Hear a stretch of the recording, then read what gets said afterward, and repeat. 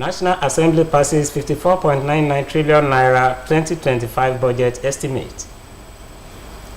Judiciary staff threatens strike over non-implementation of new national minimum wage. Police say no arms missing under IGP Egbetokun. And from the foreign scene, European leaders seek seat in Ukraine peace talk ahead of negotiations. Good evening, and I welcome you to Major Reports. I am Kayode Adebayo.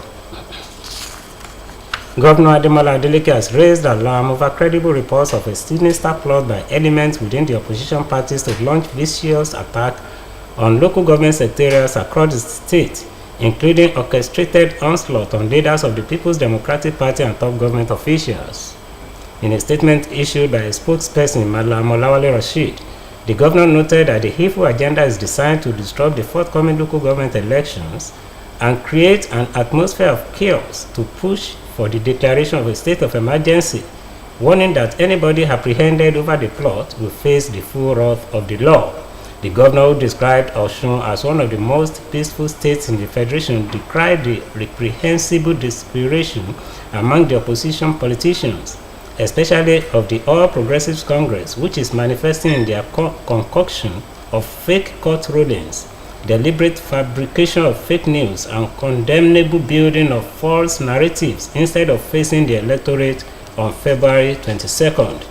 According to the state governor, there is a subsisting court judgment secured by the APP, which nullified the kangaroo local government election held in 2022, declaring that the judgment remains valid in law and reality. The statement affirmed that the judgment of a court of appeal in Akure was about the filing of court processes by the People's Democratic Party, which has nothing to do with the subsisting judgment that sacked the illegally elected council chairman and councillors of the APC. The governor said he has issued stamp directives to the security agencies to secure the state and apprehend any troublemaker, as there is no legal basis for any plots to take over the local government system in Osun State. Elections to fill the offices of the chairman and councillors are scheduled for February 22nd. The governor said he is determined to deploy all available machinery of the state to maintain peace and punish troublemakers, while calling on citizens and residents of the state to go about their normal activities without fear or intimidation. Alhaja Amewola Kafa-Shakin, an online critic of Governor Ademola Adeleke, has expressed satisfaction with the level of development Osun has attained in just 2 years and a few months that the governor has been in the saddle, warning the opposition to be reasonable with their campaigns against Governor Ademola Adeleke. She speaks.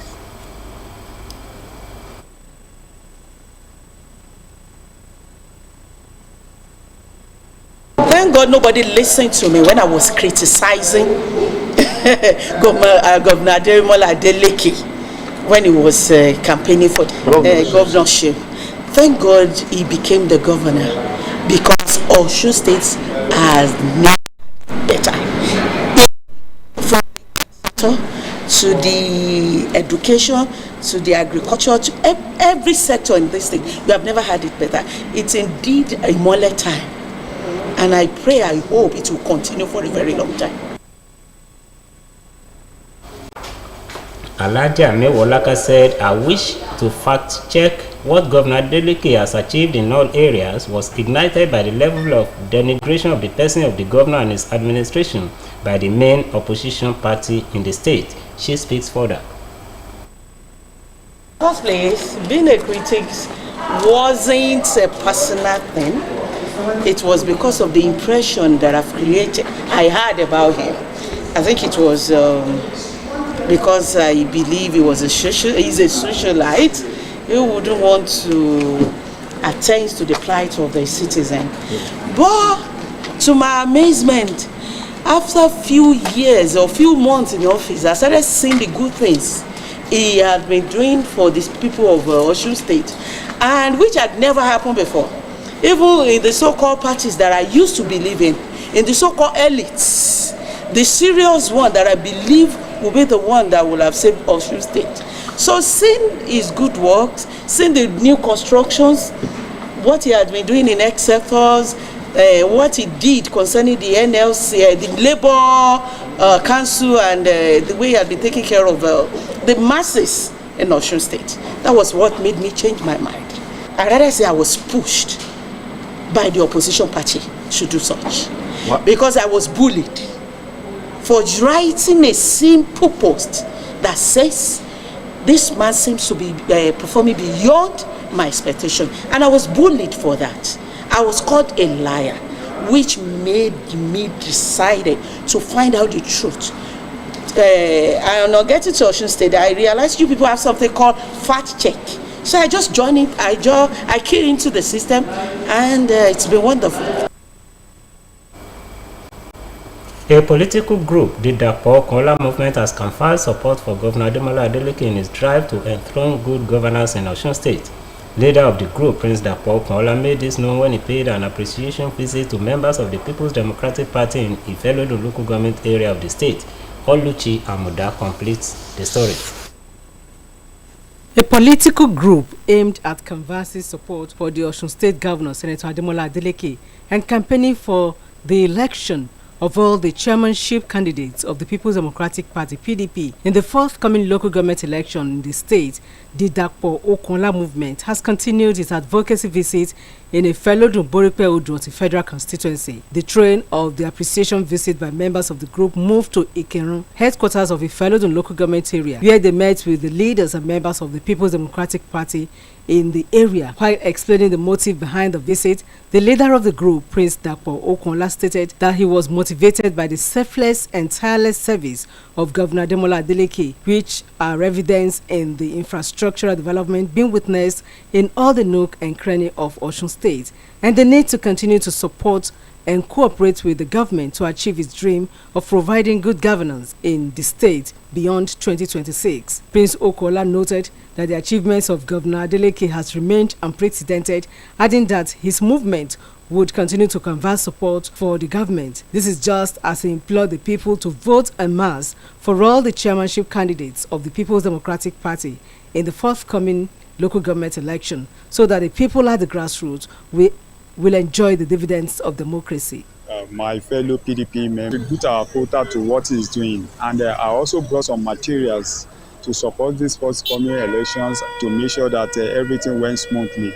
And in a nutshell, I also use this medium to encourage them to troop out to vote en masse to make sure that the PDP triumph in this forthcoming election. In his address of welcome, the chairman of the People's Democratic Party, PDP, in Ifelodun local government, Honorable Samuel Adeboye, commended Prince Dapo Okunla for his commitment to the party and his contributions toward ensuring that the party emerges victorious in all future elections.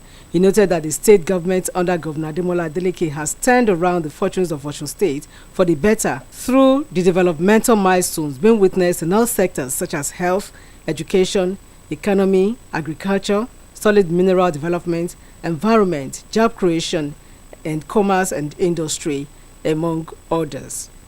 I commend him particularly and specifically in his speech.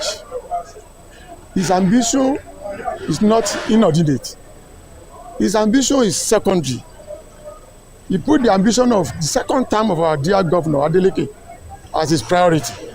And I want to tell you, whoever does that, I think should be commended. And I know,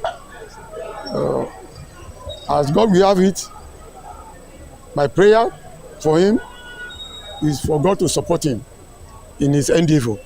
The event climaxed with donation of financial support to members of the party in Ifelodun local government area of Osun State by the Dapo Okunla movement.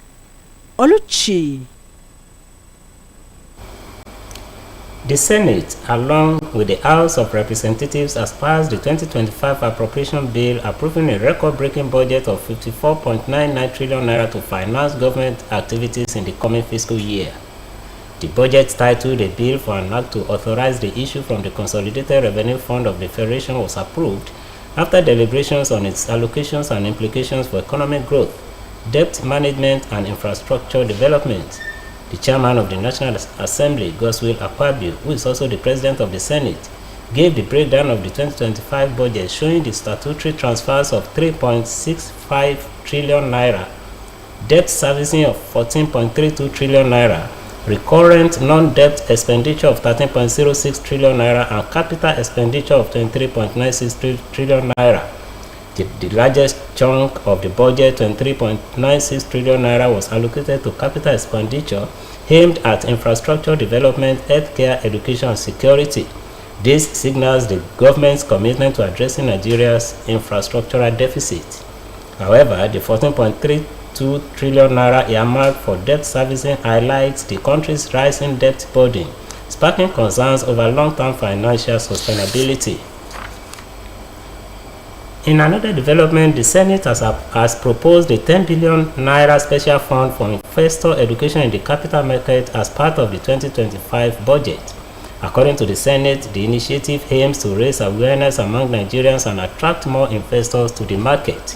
Chairman of the Senate Committee on Capital Markets, Senator Osun, made this statement during the Securities and Exchange Commission Budget Defense Session in Abuja.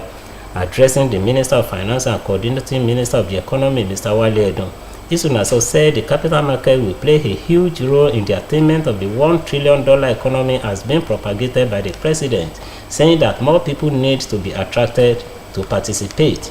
In his remarks, Mr. Wale Edun said the country now has a more stable and conducive environment for investment due to President Tinubu's key and timely decisive steps aimed at growing the economy rapidly and lifting millions out of poverty.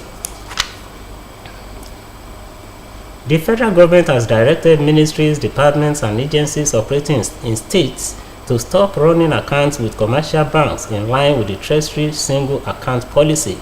This was according to a press statement released by the Director of Press and Public Relations at the Office of the Accountant General of the Federation, Bawa Mokwa. The statement noted that the Accountant General of the Federation, Dr. Oluwatoyin Madeyin, gave the directive during a working visit to the Federal Pay Office in Benin, Edo State. She stressed that all federal MDAs in the state must comply with public financial management reforms and refrain from bypassing the TSA framework. Madeyin charged federal pay officers to ensure strict adherence to the policy, warning that no MDA should operate accounts with commercial banks unless expressly approved by the President and communicated by the Office of the Accountant General of the Federation. She emphasized the importance of maintaining accurate financial records in line with regulatory standards, noting that officials from the Treasury headquarters will continue to conduct periodic checks. The Central Bank of Nigeria has threatened to penalize banks that compel customers to withdraw amounts lower than 20,000 naira per transaction from automated teller machines. The Apex Bank disclosed this in a question and answer explainer released in reaction to its recent review of ATM withdrawal fees. It stressed that ATM charges for withdrawals made from other banks' ATMs, both on-site and off-site, are based on the expectation that customers can withdraw up to 20,000 naira per transaction. According to the Apex Bank, any bank that compels a customer with sufficient funds in their account to withdraw less than 20,000 naira per transaction against their desire for a higher sum will be contravening the new regulation and will be sanctioned appropriately. The CBN has directed affected customers to file such complaints against banks that impose unnecessary restrictions with the CBN using cpd@cbn.gov.ng. The Apex Bank also clarified that banks must not charge more than the prescribed ATM fees, though they can charge less depending on their cost structure and business model. The Senate has called on the federal government to urgently approve the rehabilitation of all deplorable roads across the country. The resolutions followed a motion titled Federal Government's Approval of 4.2 trillion naira for construction of Lagos-Calabar Coastal Road and other road projects nationwide, sponsored by Senator Danjuma Goje. Moving the motion, Goje lamented that despite the 4.2 trillion naira allocated for roads projects, the Northeast received only 19 billion naira for just 2 projects. Debating the motion, the Senate commended President Bola Tinubu for the 4.2 trillion naira coastal road projects, urging the government to include the Northeast in the superhighway projects. The upper chamber emphasized the need for the renewed Hope Superhighway project to extend to the northeast, ensuring the zone is fully integrated into national economic activities. The Judiciary Staff Union of Nigeria has issued a 7-day ultimatum to the federal government to implement the new national minimum wage and other benefits or face an indefinite strike. This ultimatum was conveyed in a communique released after an emergency meeting held at the Osun Secretariat in Abuja. According to the communique, the 7-day ultimatum begins today and ends next week. Osun warned that failure by the federal government to meet their demands within this time frame will result in an indefinite strike. The union is demanding the full implementation of the new national minimum wage of 77,000 naira and other benefits for judicial workers. Osun has been at loggerheads with the federal government over the non-implementation of the new minimum wage for judicial workers, even though other public sector workers have begun receiving the revised wage.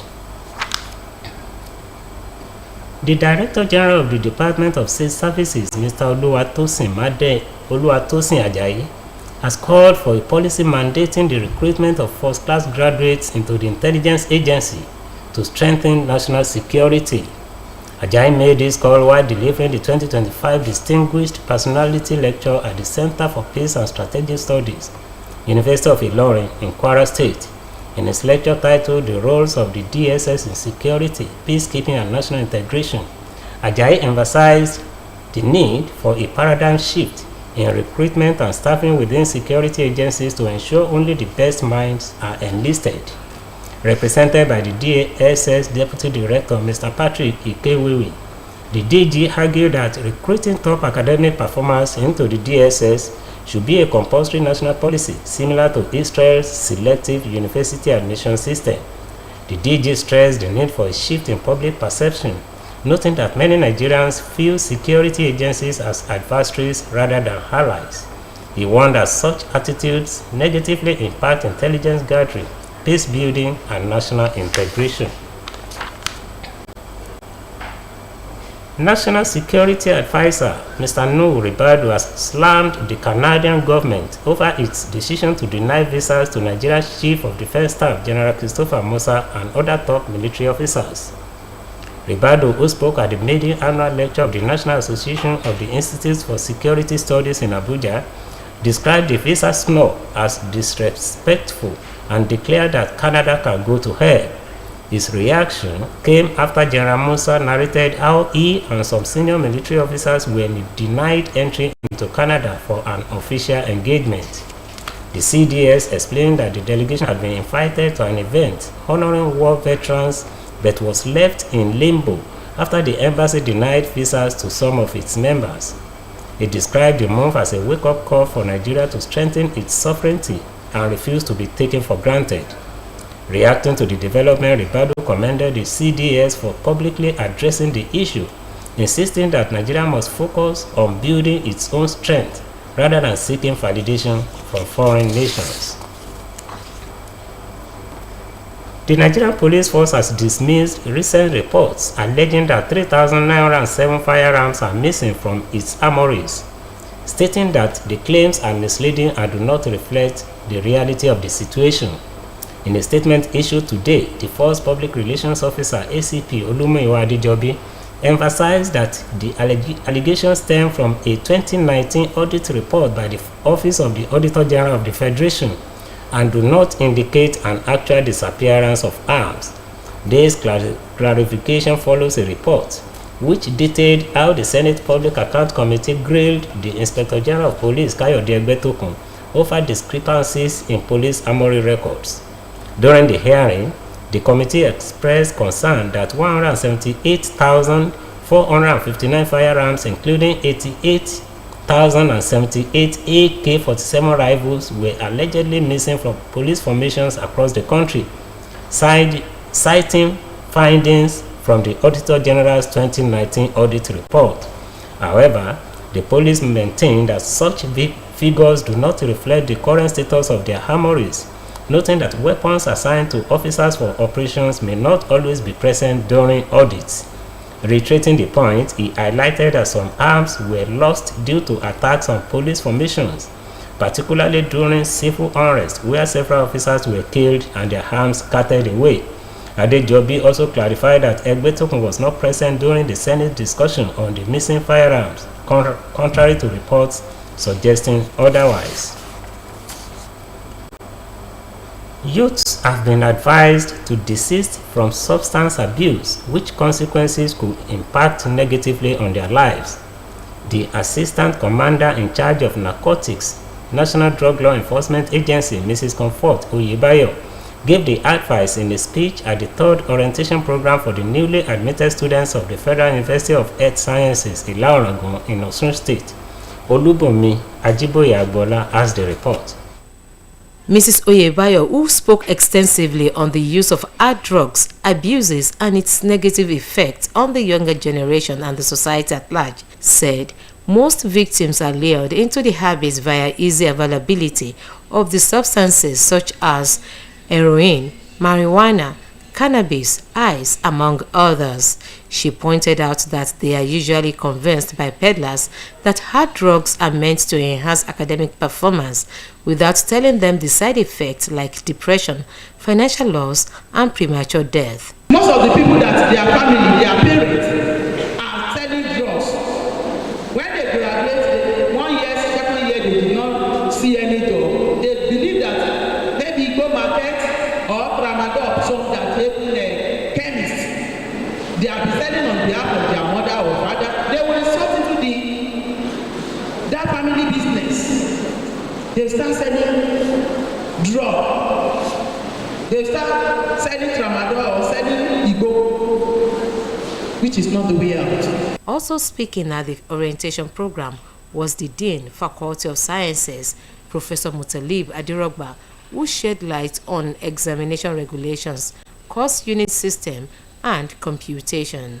Professor Adirogba also spoke on the importance of examination, eligibility to write examination, absence from examination, uses of examination booklets, examination-related offenses and corresponding offenses, among others.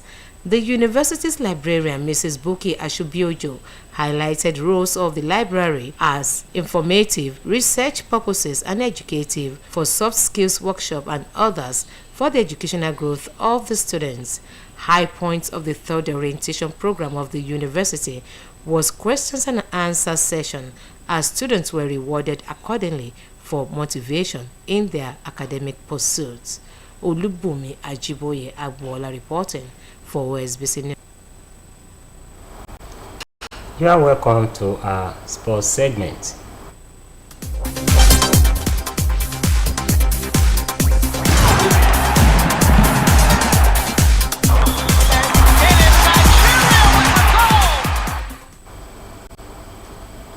Nigeria international Kelechi Iheanacho says he is excited to return to a familiar ground where he feels very much at home following his move to Middlesbrough in the January transfer window after a short spell in Spain with Sevilla.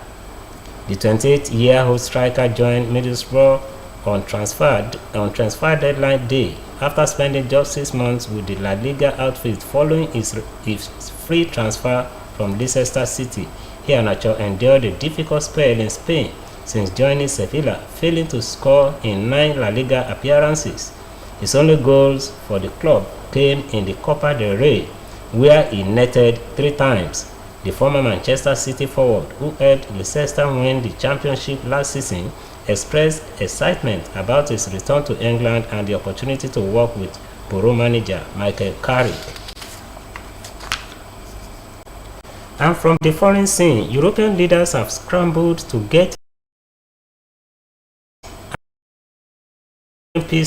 Donald spoke directly to Russian President Vladimir Putin and announced the immediate start of negotiations.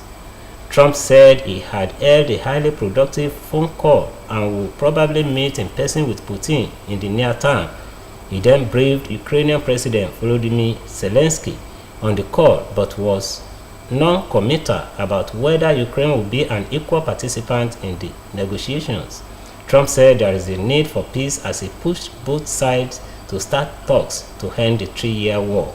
In a sign of the tension between the Trump administration and Europe, German Defense Minister Boris Pistorius said it was regrettable that Washington had made concessions to Russia before peace talks had even started. According to him, Europe will have to live directly with the consequences, as it goes without saying that the continent must be part of the negotiations. German Chancellor Olaf Scholz expressed his concern that Trump could force Ukraine into a bad peace deal that will leave it facing an emboldened Russia, saying the next talk is to ensure that there is no dictated peace. And with that story from the foreign scene, we come to the end of our major report on OSBC TV tonight. The bulletin was edited by Babatunde Fanaopo. I am Kayode Adebayo. Thanks for watching and good night.